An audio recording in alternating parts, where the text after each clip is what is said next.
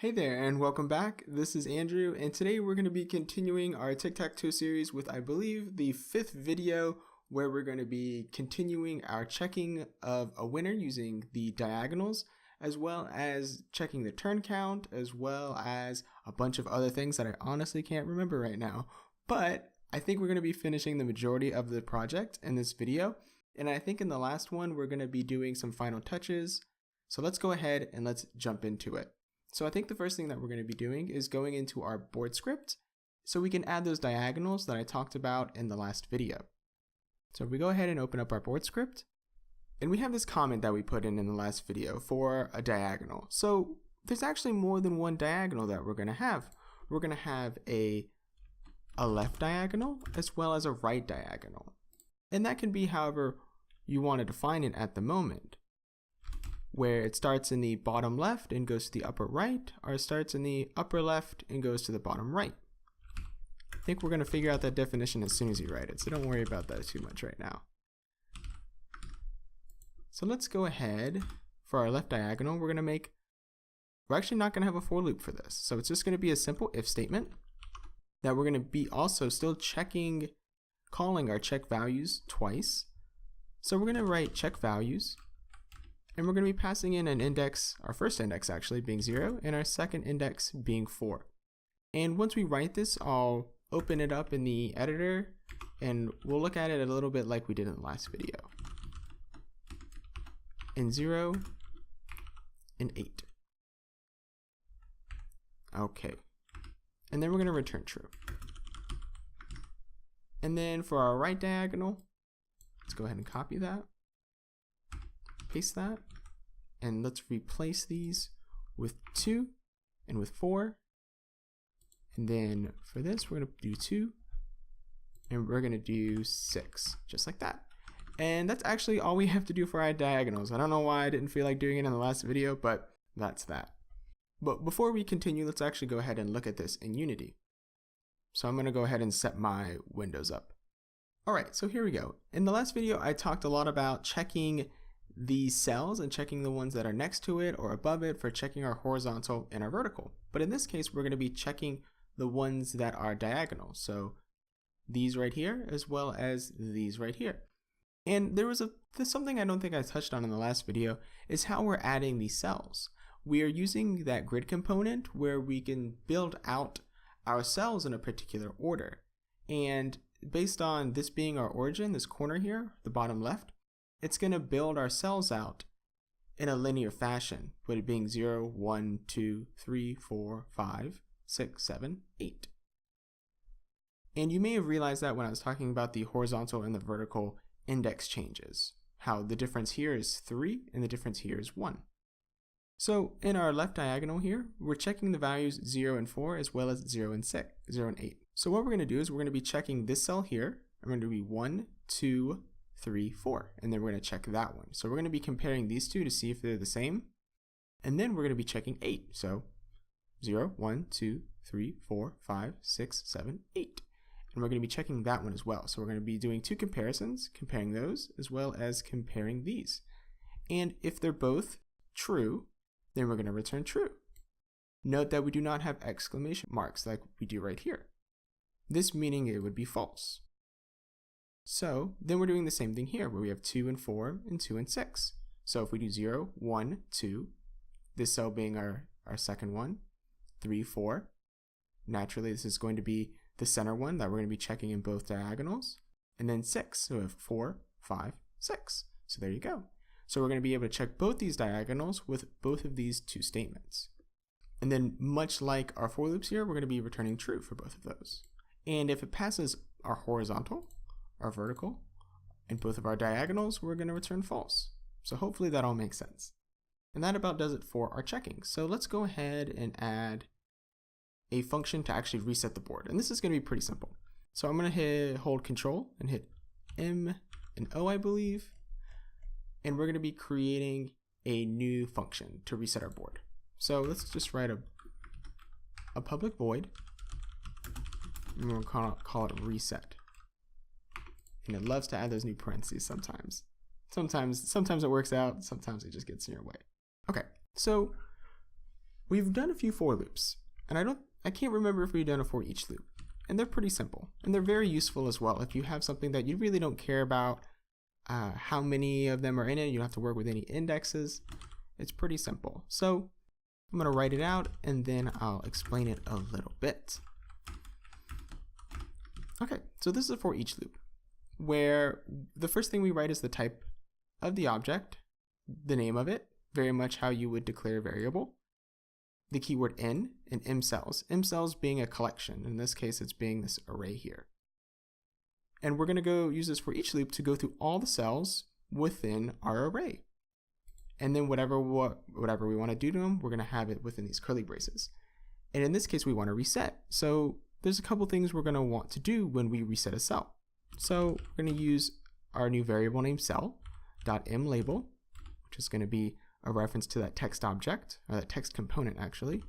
Get that text property, and we're going to be setting it to an empty string. And then one thing we do once the cell has been filled, we take the interactivity and we disable it, so another player cannot place an X or an O on top of it. So we're going to write cell mButton to get our button component that we've got, and we're going to get the interactable property of that, and we're going to set it to true. And this enables it so we can add an X or an O back to it. Okay, and I think that about does it for our board script. So I think we're all done with that. Yay!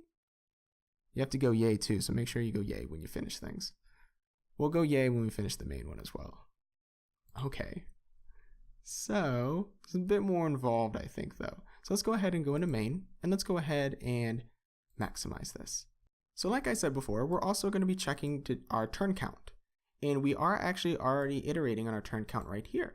And that's every time we switch turns, if whether X's goes to O's or O's goes to X's, we're going to add 1 to this. And that just enables us, so if there's no other places for the players to go, and we've counted each turn, we're going to know that the game has ended in a draw and to reset the board. So we're going to have an if statement here. So once we begin to switch turns, we're iterating, we're checking to see on the actual board if there's a winner, and then we're going to have an if statement that we're going to check has winner, or our turn count has equaled 9, is equal to 9. There we go. And we're also going to want to return. So that means if we have a winner, we don't want to switch turns or do any of the logic that's going to come below this. And there's going to be a bit of extra logic for our sort of final touches, but isn't exactly necessary for the game. So we're also going to just add a little comment here, which is endgame. Because what we're going to want to do is we're going to create a new function. So let's go ahead and collapse all of this, and let's go ahead and make a new function. And this is probably going to be one of the bigger functions we've written, but it's still pretty simple. It's just a lot that we have to do. So we're going to be making a coroutine.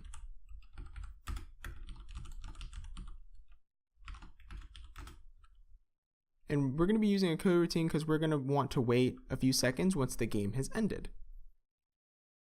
So let's go ahead and just do a yield return null, just like that. And we're going to also want an argument for this. And it goes bool and do has winner.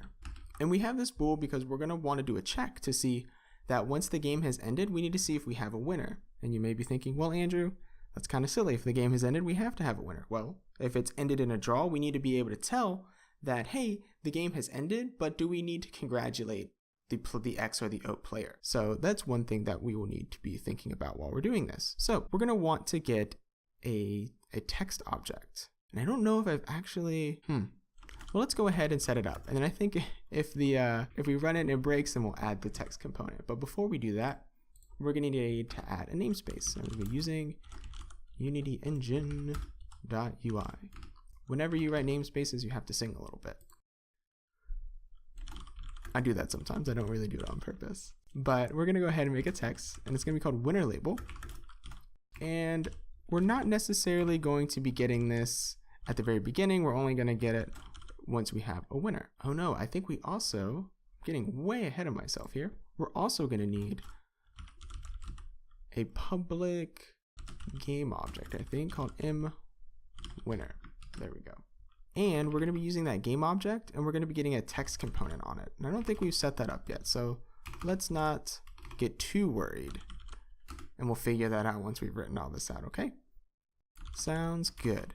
And if you've noticed, we've been using the get component in a few places, but for this, we're going to be getting our component in children.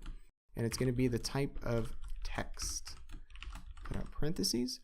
So we're going to have this game object that we're going to call mWinner, which is going to be essentially a canvas object that's going to have a piece of text on it that we're going to be outputting draw or win X or win O to, so we can let the players know who won. And so we have that text, and we're going to be using our Boolean now. We're going to be if has winner, just like that, else. There. So if it has a winner, we're going to output something here. Else, we're going to be outputting our draw. So we have our winner label, which I use the word label for text just as a reminder. We get that text property again, and we're going to be setting to it to get turn character parentheses plus, and we're going to be adding an empty space here, and we're going to be adding the word one. And this is just some simple string addition where we're just adding a few strings together so we can let the players know who won. And we're going to be doing something a bit simpler for the label if it's a draw. So we're going to be setting the text to draw, just like that. And then once we've set the text, we're going to want to activate it. So we're going to have our mWinner.setActive, and we're going to be passing in the word true. And then this is where our coroutine is going to come into play, where we're actually going to be waiting a few seconds. And for this case, we're going to be creating a new object that we're going to be that's of the type wait for seconds. And you don't have to do it this way. I usually just add the new wait for seconds within the actual return, and I'll explain a little bit about that in just a second. So we're going to be wait for seconds, and we're going to make it 5. And you can pass whatever number you want in here, but 5 seconds works for now. And then we're going to do yield return wait. So then we can get rid of that. So what we're doing is we're creating a new object called wait of type wait for seconds, and we're using this constructor here, and we're passing in the number 5 or the float 5 to wait 5 seconds. One thing you could do to get this all into one line is you could just copy this and put it right there just like that. But sometimes I like to do it like this, or also just to let people know that wait for seconds is an actual object, and you can reuse the same object multiple times. So once that's done, and we've waited 5 seconds, we're going to want to reset our actual board. And if you remember, we just wrote that great reset function, so let's call reset. And then we're going to also want to reset our turn count, and we're going to be setting that to 0. And then we're going to want to deactivate our winner text, just like that. Okay, and that about does it. So to sort of recap, we're getting a label to output our winner text to. We figure out what kind of text we're going to put out. We're going to activate it. We're going to wait 5 seconds. And then we're going to reset the board and our variables. And then we're going to disable our winner text. So I think that about does it. All we need to do now is actually make that little text thing and then set it in our public game object here. So let's go back into Unity. All right, so here we are back in Unity, and we're going to go to our canvas here where we have our background, our board, and we're going to go ahead and make a new, we'll make a new image. So we'll just do that. We're just going to click on our rect transform here, hold Alt and hold Shift, and we'll click on that just to expand it. And this is what we're going to be using for our background. I think we may put a shader on this, but I'm not 100% sure yet. But let's go ahead and let's rename this. So we'll make it into a prefab as well. So we'll name it PR_winner, and we'll drag it over into our prefabs folder. And now let's go ahead and go to UI and create a text object under it. We'll expand this as well, and we'll just set the text to the center, and we'll make it a little bit bigger. So we'll just make it 128. Is that big enough? Well, that's pretty big. And we'll just leave the new text in there as a placeholder. I think that's okay. But let's go ahead and hit apply. And then let's go ahead and disable this. We'll save. we'll go to our main where we have this new mWinner game object, and we're going to drag it out right there. Okay, cool. So to sort of recap what this winner object is doing is that once the game has ended, we're going to activate it and we're going to be setting this text object. And if you remember, we used get component in children. And since our reference here is a game object, it being this root game object here, we're going to want to get the text that's in the children being anything that is under it within the hierarchy and has this little down arrow here. So we're going to be wanting to get this text component and output to the text property right here. Okay, so I think that's it. Let's go ahead and disable that and let's see if we can hit play and it actually works. Okay, so, well actually, before we even test it, I know it's not going to work. Let's go back into Visual Studio so we can put something that I completely forgot about. So if you remember, we just finished this coroutine, but in our switch, we just put a comment there. So when we have a coroutine, we actually have to start it. So we're going to write start coroutine in game and pass it our has winner value. And there we go. So that's going to actually let us end the game. So let's go ahead and get rid of that line, save it, and now let's go back into Unity. All right, now let's go ahead and hit play. Okay, cool. So let's see, let's hit XOXOX,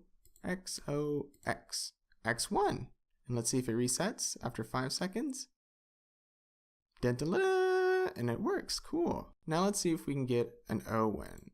Let's see, XXOX, and if we do an O, cool. So it looks like it's working pretty well. Let's see if we can get it to do a draw. Surprisingly, when I'm usually testing this and I'm trying to make it do a draw, I usually accidentally creating a winner every single time. So I'm going to try and not let that happen. And X. Oh no, no, O. And X. And see, I do it all the time. And then O1. So let's try that one more time. And there we go. And we've done that, and now in our draw works as well. Cool, so that about does it for this project in terms of the very basic functionality of it. I think in the next video, we're going to be doing a cool simple shader for a gradient, as well as doing a custom cursor for the X's and the O's so we know whose turn it is. And other than that, thank you for watching. Hopefully you found this useful. If you have any comments or need any questions answered, feel free to leave a comment. If you liked the video, feel free to leave a like. And if you would like to see the last video of the series, you're more than welcome to subscribe. And hopefully I'll see you next time.